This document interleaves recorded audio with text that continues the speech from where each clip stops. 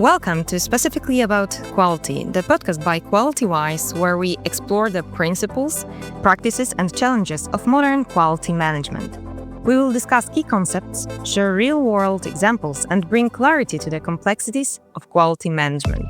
In each episode, we provide insights for quality managers and professionals, helping you lead with confidence, ensure compliance, and drive continuous improvement. This podcast is here to support your work and your impact. Clear, focused, practical. Let's get into today's episode.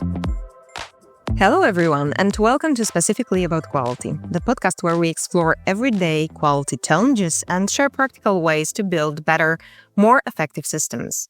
I'm your host, Agata Lewkowska, a quality management expert with many years of experience in the automotive industry, and my co-host is Christopher Scott. And I'm Christopher Scott, a specialist in quality assurance and operational excellence, also with deep roots in the automotive sector as well. First, a big thank you for tuning in to Specifically About Quality, brought to you by Qualitywise. We'd love for you to follow the podcast and leave us a comment. It helps us know these conversations are bringing value to your work. Thanks again for being here. Today, we're diving into a topic that so many quality professionals struggle with: how to actually use the 8D process to solve problems for good. Why do so many 8D reports look good on paper, but problems still come back? That's what we will explore today. So, as Christopher said, we are solving the problems for good. I've seen so many 8D reports where the same issues appear again 6 months later or even a year later after the problem arose, sometimes even with the same supplier or process. Yes, and one key reason is they focus on containment or quick fixes, but not the real root cause. And team often rush through the process to close the customer complaint fast because this is the expectation from the customer and we have a deadline. But again, this will not work out in the future because this will come back to us. Another issue is single point solutions. So this is fixing one symptom instead of systemic causes. And when actions aren't verified, the ownership isn't clear, or recurrence risk is really huge in that situation.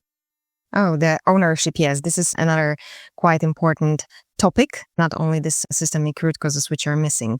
But we want to shift the mindset from get it closed to solve it for good. So just a reminder from quality management system perspective, when we are even talking from the perspective of ISO 9001, and we will react to the nonconformity always by taking specific approach. This approach is not, of course, dictated by any standard, like even this ISO 9001, which I mentioned. This is our decision, because even for automotive quality management system, this is said that actually we are deciding by ourselves which method we will apply to eliminate the problem. But again, even IATF 16949 for automotive quality management systems is strongly reinforcing this reoccurrence elimination. Okay? So let's talk about the root cause analysis techniques that can work for your organization, which are aligned with this, what actually quality management system requires. Chris. So what works? In our experience, structured root cause tools are key. So 5Y alone is not enough when done alone. Not fully or even no 3-leg 5Y applied, which is a problem definition. Why it occurred, why our system solutions allow the problem to happen in the first place. Right. So use it together with tools like maybe Ishikawa diagram, which is actually more extended and is dedicated to different sources. Another one could be fault tree analysis or even process mapping, yes? And maybe don't stop at one cause. Look for contributing factors. And Ishikawa actually is great for this multiple causes. One example, a client that was for us, for Qualitywise, was facing repeated assembly defects. They had used 5Y and blamed an operator. So we've probably heard this again. They blame the operator for everything instead of the process or the design of the product. But after process mapping, we found the true issue: inconsistent training between shifts, and that fixed and eliminated the reoccurrence. Now, I wanted to invite our listeners to Qualitywise YouTube channel because there is a recording of one of the webinar we had about human error as a root cause. Yes, so we really highly recommend this webinar that you can learn more about this aspect of root cause analysis. Okay, and maybe don't forget data. Maybe part analysis, process capability data, or even SPC trends can help you validate if the cause is really driving the problem, yes? So if we look at building cross-functional engagement, Agata, from your perspective, what would be a common failure point? One common failure point is this actually what you said at the very beginning, the ownership. So if the owner of AD report, I'm talking here now about AD report, but we know that we can have different application, different method for problem solving, or we can easily see that everyone is thinking that AD belongs to quality department alone, but it's not actually effective then, yes? It must be cross-functional. Cross-departmental, cross-functional, production, maintenance, engineering, purchasing. You've probably heard this before when we talked about the FMEA blog and webinar as well. You've probably heard this before on the previous podcast on FMEA and control plan. It's a cross-functional activity where you need more people involved. It's a mindset. When each function owns their part, you will get robust actions. And we often recommend companies assign an AD leader who will simply facilitate to ensure engagement. Of course, top management must support it, yes, because top management is deciding about the resources. But also let me emphasize here that when we are talking about cross-functional team, we shouldn't forget about, of course, these functions, what you mentioned, Chris, but there's one function which always should be taken into consideration when we have an issue. PSCR, Product Safety and Conformity Representative, which is a person who decides if our problem is connected to safety or not meeting statutory and regulatory requirements. So I advise everyone who has this function to always remember to invite to the team this person. Absolutely. And there could be a case that the countermeasure you put in place for the issue through the AD could compromise the safety or the regulatory element, which needs to be verified by that expert, as you mentioned. So to move on, I recently ran a workshop in 8D, so in the 8 disciplines for logistics, so a bit different instead of just quality or production.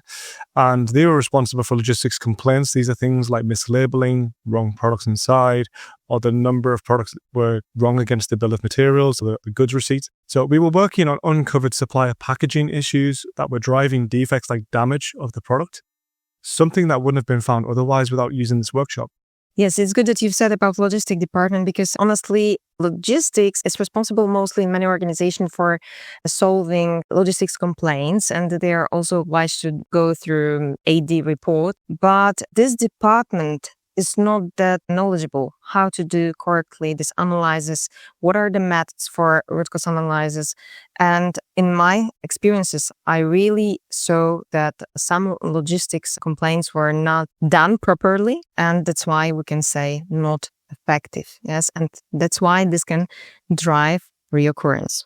Great. So I think we can move on to verification of corrective actions. I mentioned it earlier in the discussion, but now it's to really delve into this in the podcast. So maybe it's not about confirming that they are done, the corrective actions, within certain time, but they are effective. And this is the most important thing. Of course, the statistics and having a green field in our Excel is important that they are closed, but let's remember, this is only one aspect of working with corrective actions. We need to later verify that they are effective. And this effectiveness means that problem was eliminated at its root cause. Exactly. And we see this all the time in our clients. And even when I was in automotive OEM as a customer, even with good actions, if you don't verify them, the problems will return, as you say, Agata. And verification means, according to actually even a QMS perspective, that we simply implement the systemic corrective actions, which will be also considered with the impact on other similar processes and products, yes?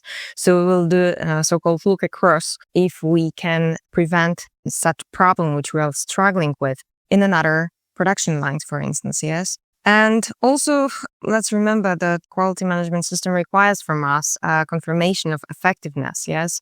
And this is important that we need to review the effectiveness of these corrective actions which we took.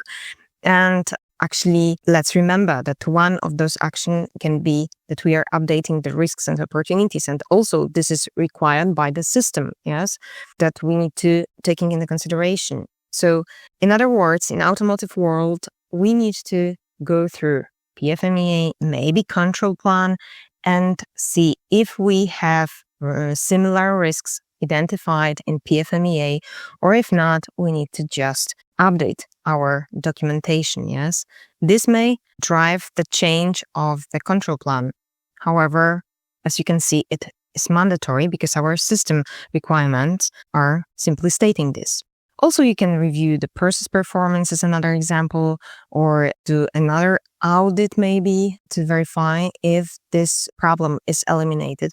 Or even you can observe KPIs, even for PPMs, yes, if you are talking about the defective products. Yeah, and just to add to the conversation, really, Agata, on this point, I worked with a plant or a factory that started adding post-action audits. So it wasn't just pre-action, it wasn't just general audits. After 4 weeks of the problem and the countermeasure verification, they reviewed if the action was still working or not. And this did dramatically improve the results overall on their 8D process. Yes, because let's remember the verification of this, what we are doing, it must be documented. Yes, so you have to have a documented information, which will be the proof of this, what we are doing. This is obvious, I think. But let me emphasize, it is not an afterthought, okay? So how can we align an 8D with customer expectations? So now customers expect more from an 8D today. Based on my experience working in Japanese OEMs and even low volume OEMs, we see a lot more expectation from the customer side.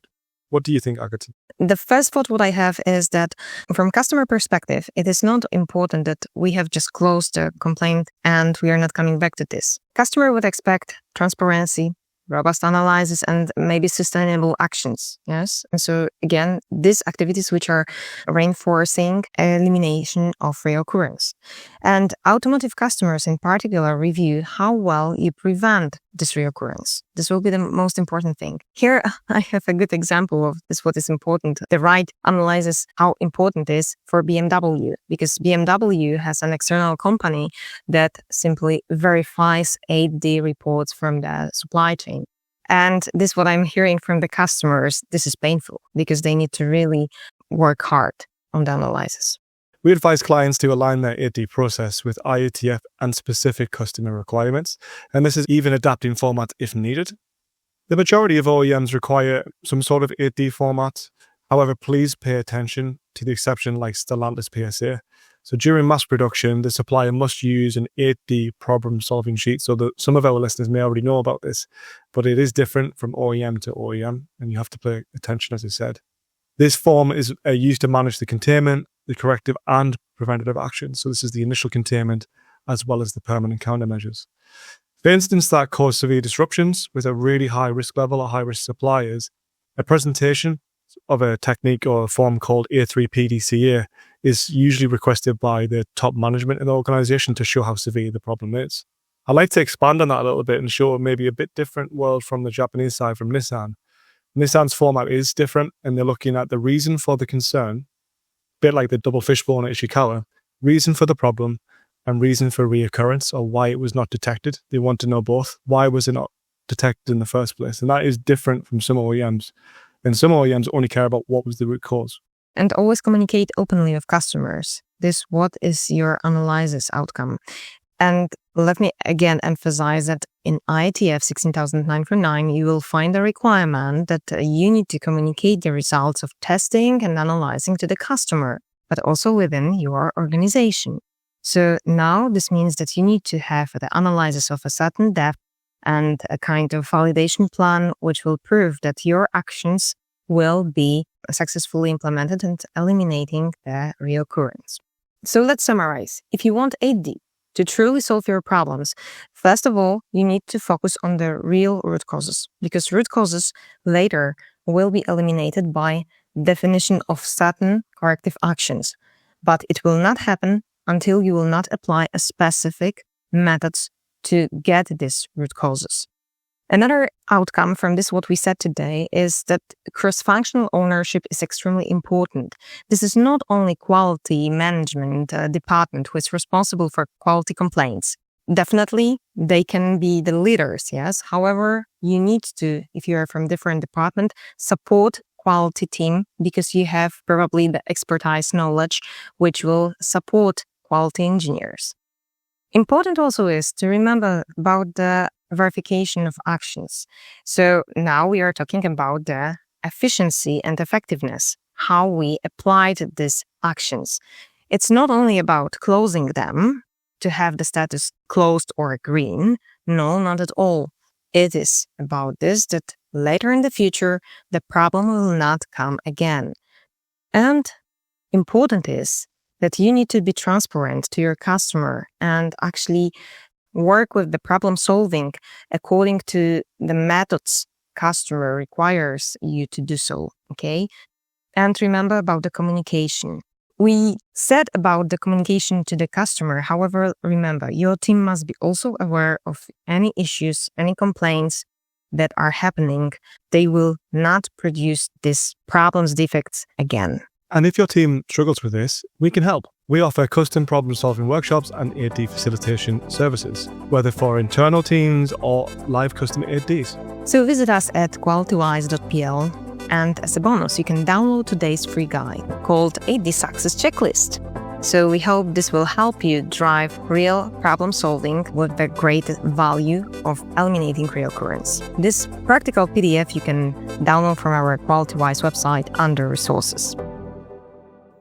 That's it for today's episode of Specifically About Quality.